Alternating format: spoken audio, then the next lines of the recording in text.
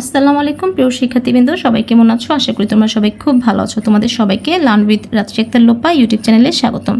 আমি রাত্রি। আজকে তোমাদের মাঝে আমি দ্বিতীয় শ্রেণীর প্রাথমিক গণিত বইয়ের অধ্যায় 3 অধ্যায় 3-এর গণিত যে অঙ্ক রয়েছে সেই অধ্যায়ের 99 নম্বর পৃষ্ঠা নিয়ে আলোচনা করব। আমাদের 99 পৃষ্ঠাতে রয়েছে, প্রথমে কি রয়েছে এটা কথায় অঙ্ক রয়েছে, মিনা একদিনে একটি বইয়ের 12 পৃষ্ঠা পড়তে পারে, 4 দিনে বইয়ের কত পৃষ্ঠা পড়বে? আমরা জানি ক্ষেত্রে গুণ করতে হবে 4কে 12 দিয়ে। তো আমরা লিখতে পারি হচ্ছে মিনা একদিনে পড়ে 12 পৃষ্ঠা, সুতরাং 4 দিনে পরে 4 গুণ 12। কিন্তু 12কে যে 4 দিয়ে গুণ করব, এই গুণটা আমরা কীভাবে সহজ উপায় করতে পারি? আমরা কিন্তু 10-এর গুণের পর্যন্ত শিখেছি, আমরা কিন্তু 12 গুণে যাইনি। কিন্তু আমরা যদি 10 পর্যন্ত গুণ পারি তাহলে কিন্তু আমরা সব গুণ করতে পারবো। আমাদের এর পরের গুণগুলো না জানলেও হবে। যেমন আমরা কি করব, 4 যেহেতু একক স্থান, আমরা কিন্তু যোগ বিয়োগের সময় একক এবং দশক চিন্তা করি। তো গুণের ক্ষেত্রে যদি আমরা একক দশক চিন্তা করি 4 একক, আর এখানে 12-র মধ্যে হচ্ছে কি 2 একক আর 1 হচ্ছে দশক। আমরা প্রথমে একক স্থানের অঙ্কগুলো গুণ করব। একক আছে 2, এখানে আছে 4, 4 দুগুণে কত? 8। আমরা 8 লিখলাম। তো একক স্থান শেষ। এবার আমরা দশকে চলে যাব, 4 আর 1 গুণ করব। ঠিক আছে, 4 একে 4।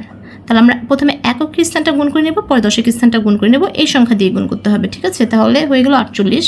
তাহলে আমরা প্রথমে 4 ধারে একক স্থানের অঙ্ককে এবং পরে দশক স্থানের অঙ্ককে গুণ করি, তাহলে কিন্তু হয়ে যাবে। আশা করি তোমরা কিন্তু এভাবে কিন্তু করতে পারবে। এখন গুণ করি।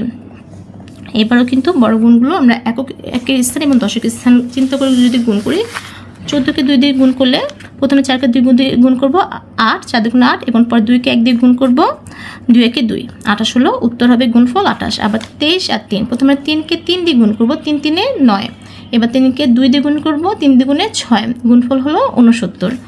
সেম 11কে 7 দিয়ে গুণ করলে 7 একে 7, একক স্থান গুণ করব, তারপর আবার 7 একে 7, হয়ে গেল গুণফল 77। 32কে 3 দিয়ে গুণ করলে 3 দুগুণে 6, তারপর 3কে 3 দিয়ে গুণ করব, 3 3-এ 9, গুণফল হয়ে গেল 96।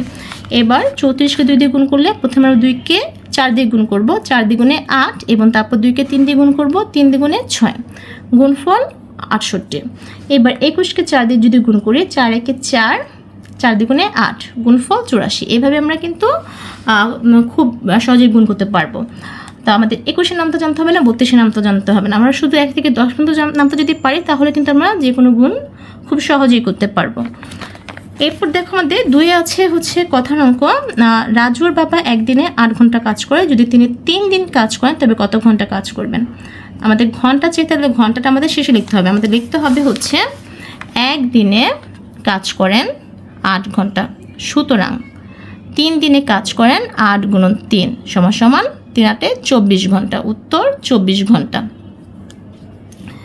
এরপর আমাদের হচ্ছে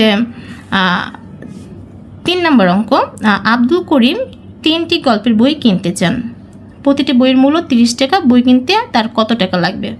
তাহলে প্রতিটি মানে একটি বইয়ের মূল্য হচ্ছে 30 টাকা, তাহলে বই কিনতে কত টাকা প্রয়োজন হবে? যেহেতু 3টি বই কিনতে চাই, তাহলে আমাদের লিখতে হবে হচ্ছে একটি বইয়ের মূল্য, গল্পের বইয়ের মূল্য 30 টাকা, সুতরাং 3টি গল্পের বইয়ের মূল্য 30 গুণন 3 সমান সমান 90 টাকা, সুতরাং বই কিনতে তার 90 টাকা লাগবে, উত্তর 90 টাকা। তো আমরা এভাবে কি করব, অঙ্কগুলো করব। আর যেহেতু শূন্য থাকলে আমরা শূন্য চিন্তা করবো না, 3কে 3 দিয়ে গুণ করলে হয় 3 3-এ 9, আমরা যেহেতু শূন্য নিয়ে কাজ করে শূন্যটা লিখে দেবো, তাহলেই হয়ে যাবে 90। তো আশা করি অঙ্কগুলো তোমরা বুঝতে পেরেছো।